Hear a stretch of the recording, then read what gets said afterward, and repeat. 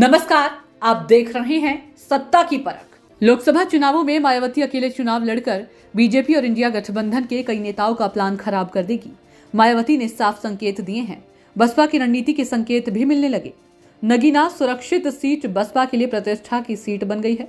बसपा इस सीट पर किसी भी हालत में अंबेडकर समाज पार्टी के चंद्रशेखर आजाद को चुनाव नहीं जीतना देना चाहती है। इसके लिए एक मजबूत चेहरे को मैदान में उतारने की तैयारी है। हालांकि बसपा की अभी आधिकारिक लिस्ट नहीं आई है। ये चर्चा तेज हो गई है कि क्या बसपा पिछले विधानसभा चुनाव और नगर निकाय चुनाव की तरह मुसलमानों प्रत्याशियों पर दांव लगाएगी। सहारनपुर से बसपा ने माजिद अली को हरी झंडी दी है। माजिद अली की पत्नी भी 2016 में सहारनपुर की जिला पंचायत अध्यक्ष रही हैं।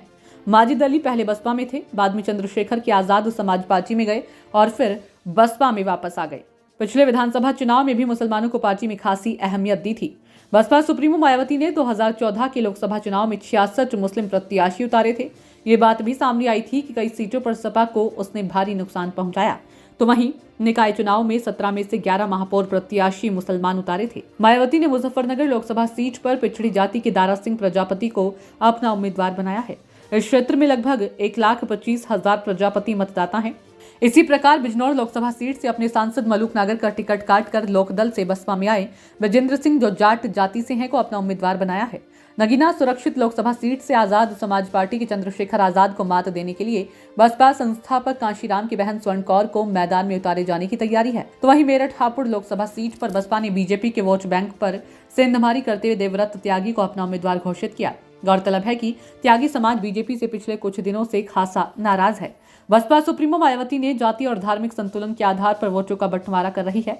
इससे सबसे ज्यादा नुकसान इंडिया गठबंधन के प्रमुख दल समाजवादी पार्टी को होगा। अमरोहा लोकसभा सीट पर मायावती ने अपने सांसद दानिश अली के स्थान पर डॉक्टर मुजाहिद हुसैन उर्फ बाबू भाई को प्रभारी बनाया है। डॉक्टर मुजाहिद हुसैन की पत्नी डासना की नगर पंचायत अध्यक्ष हैं। मुरादाबाद लोकसभा सीट से इरफान सैफी लोकसभा प्रभारी घोषित किए गए हैं। वह राइस मिल संचालक हैं और उनकी पत्नी ठाकुरद्वारा से नगर पालिका अध्यक्ष हैं।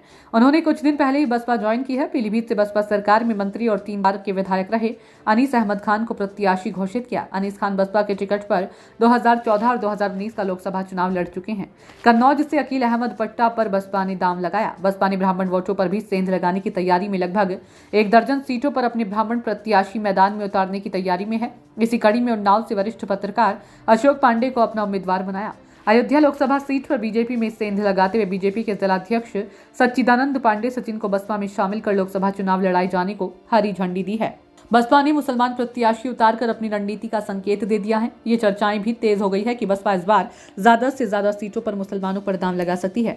यदि ऐसा हुआ तो इसका नफा नुकसान किसको होगा? सपा और कांग्रेस गठबंधन के साथ चुनाव लड़ रही है। बसपा अकेले चुनाव मैदान में है। जानकारों का मानना है कि बसपा की इस रणनीति से मुसलमान वोटरों का बंटवारा हो सकता है। इससे सपा और कांग्रेस गठबंधन प्रत्याशियों को नुकसान होगा। पिछले विधानसभा चुनाव और लोकसभा चुनाव और नगर निकाय चुनाव में भी बसपा भले ही बहुत बेहतर नहीं कर पाई, लेकिन इसका नुकसान सपा को हुआ। अब भी दलितों का एक बड़ा तबका बसपा के साथ है। ऐसे में दलित और मुसलमान वोटरों के बंटवारा होगा। इसका फायदा भाजपा को हो सकता है। सत्ता की परख के लिए अवधेश कुमार सिंह की रिपोर्ट।